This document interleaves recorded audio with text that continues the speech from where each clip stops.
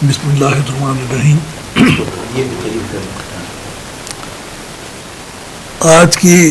یہ محفل یقیناً بہت بابرکت ہے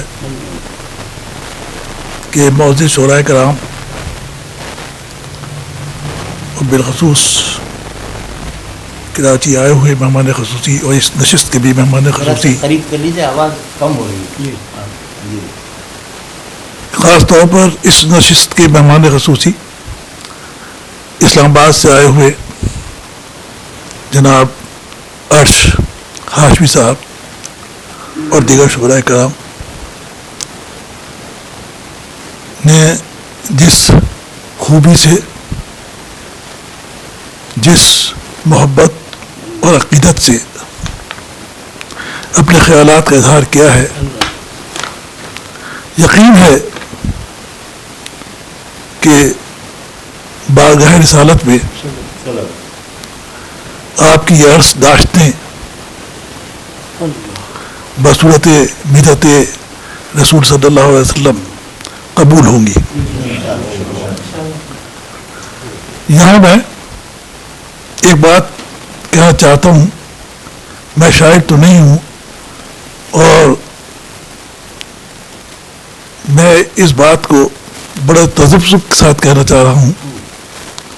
کہ مدحت رسول کے اصول بھی حضور صلی اللہ علیہ وسلم نے ہی متعین کر دیے تھے. اگر کوئی شخص عشق میں، جذب میں، مستی میں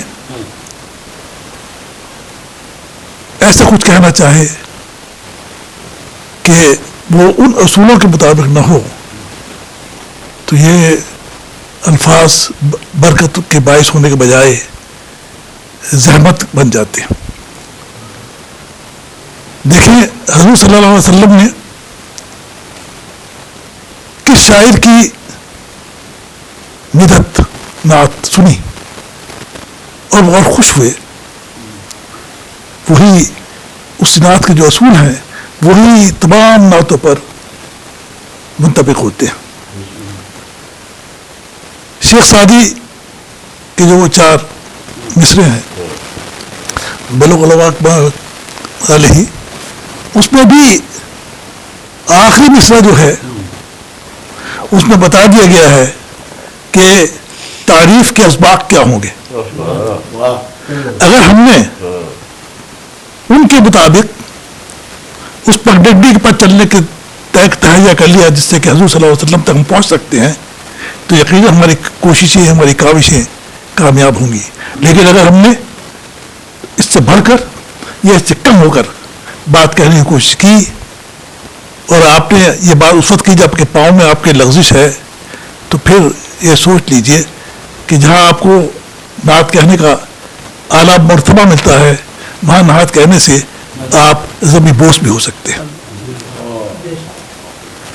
یہاں میں یہ بھی عرض کرنا ضروری سمجھتا ہوں، یہ عزیز احسن صاحب جس کے گھر میں ہم تشریف فرما ہیں، یہ ایک ایسے شخص ہیں جن کا نعت سے، ہم سے ویسے تعلق ہے عام مسلمان کو ہوتا ہے لیکن تحقیق اور ریسرچ سے ان کو کوئی تعلق نہیں تھا. لیکن 1981 میں جب انہوں نے جواہر النعت کا مجموعہ مرتب کیا اور بعد ازاں نصیر آرو صاحب جس کے روح الروا تھے پاکستان رائٹرز فیڈریشن، اس کے تحت یہ تقریب ربناوی ہوئی اور بعد میں مشاعرہ ہوا، تو میں یہ سمجھتا ہوں شاید وہی وہ دن تھا جس نے عزیز احسن کو اس سمت قدم بڑھانے کا موقع دیا، ان کی ہمت افزائی کی وہ اس طرح بڑھے. اور جواہر النعت کا مقدمہ کہہ لیجئے، میں نے پڑھ کے بھی، تو اس میں اگر آپ غور سے پڑھیں یا جن لوگوں نے پڑھا ہوگا اس میں ان کی پیش رفت کے تمام آثار موجود ہیں.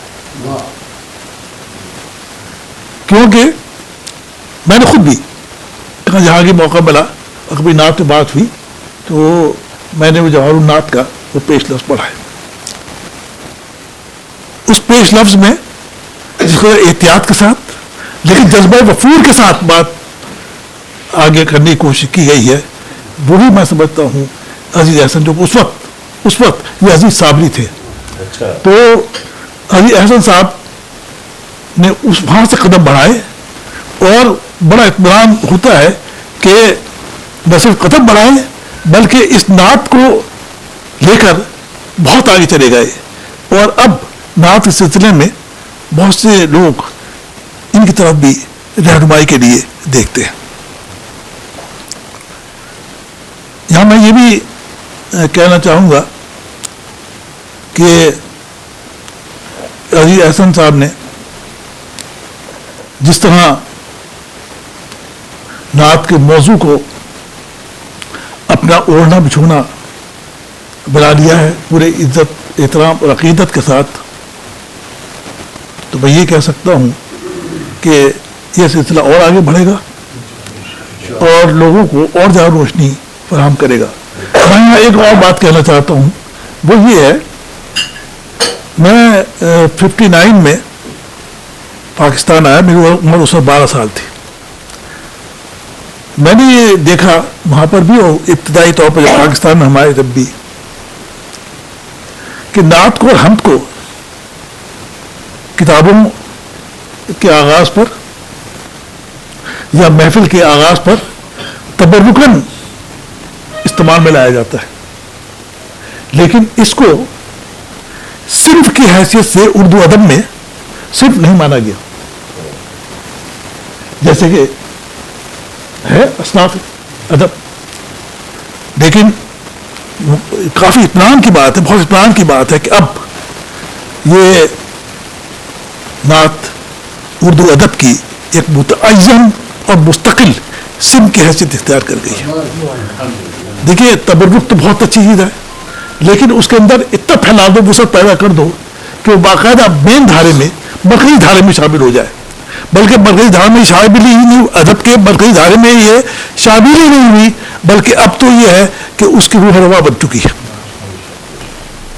मैं यही चंद मुख्तसर अल्फाज